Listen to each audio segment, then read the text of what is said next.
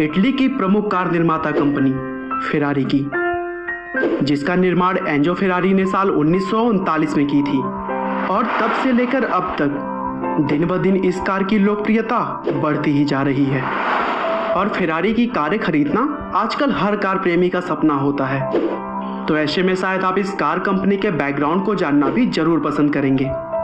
और मुझे लगता है कि आपको यह वीडियो देखनी ही चाहिए, क्योंकि फेरारी के फाउंडर एंजो फेरारी की लाइफ स्टोरी आपको जरूर मोटिवेट करने वाली है। तो चलिए दोस्तों, बिना आपका ज़्यादा समय लिए हम शुरू करते हैं। दोस्तों, कहानी की शुरुआत होती है 18 फरवरी 1898 से, जब इटली के शहर मोडेना में एंजो फेरारी का जन्म हुआ। बचपन से ही उन्हें कारों का बहुत शौक था और इसीलिए 10 साल की उम्र में वह अपने पिता के साथ कार रेस देखने गए। और तभी उन्होंने निश्चय किया कि वे बड़े होकर रेसिंग ड्राइवर बनेंगे। और फिर उसके बाद से भी वह बहुत सारे कार रेसिंग इवेंट्स में जाते रहे। आगे चलकर उन्होंने मोडेना कॉलेज से अपनी ग्रेजुएशन की पढ़ाई पूरी की और फिर फायर ब्रिगेड वर्कशॉप के एक स्कूल में एज अ टीचर जॉब करने लगे। लेकिन जॉब शुरू करने के कुछ ही महीनों बाद पहले वर्ल्ड वॉर में शामिल होने के लिए उन्हें इटालियन आर्मी ज्वाइन करना पड़ा। और फिर इसी बीच 1916 में उनके ऊपर मानो दुखों का पहाड़ टूट पड़ा, जब वाइड स्प्रेड इटालियन फ्लू के चपेट में आने से उनके भाई और पिता की मृत्यु हो गई।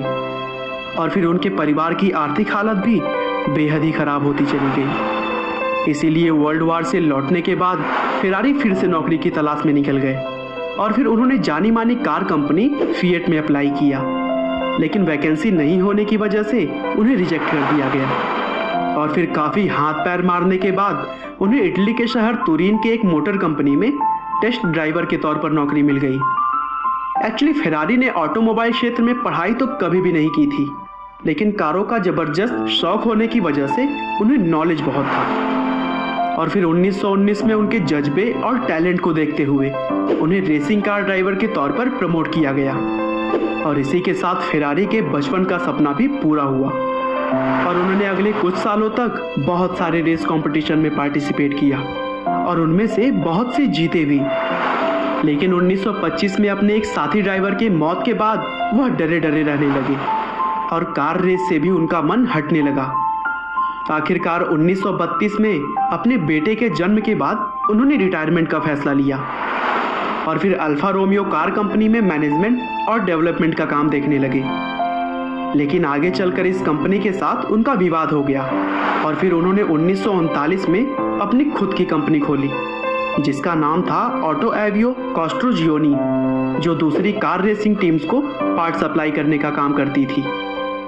एक्चुअली एंजो फेरारी शुरू से ही अपनी कंपनी का नाम फेरारी रखना चाहते थे, लेकिन जब उन्होंने अल्फा रोमियो कंपनी छोड़ा था, उस समय कंपनी का एग्रीमेंट था कि अगर आप अपनी कोई कंपनी खोलते हैं तो अगले 4 साल तक कंपनी का नाम फेरारी नहीं रख सकते।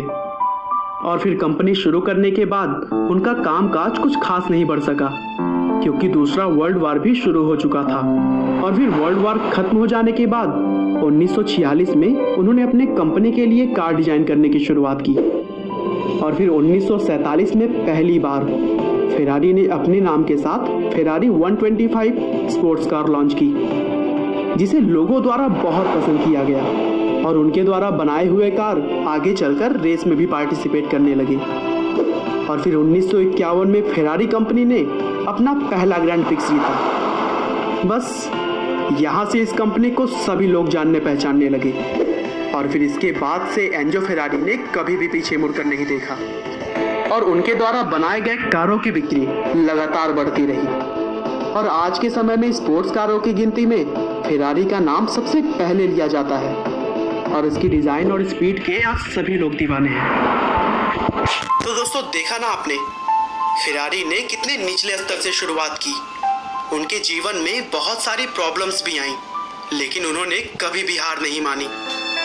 और मुझे उम्मीद है कि यह कहानी आपको भी अपने जीवन में कुछ कर गुजरने को जरूर मोटिवेट करेगा। आपका बहुमूल्य समय देने के लिए बहुत बहुत धन्यवाद। इस वीडियो को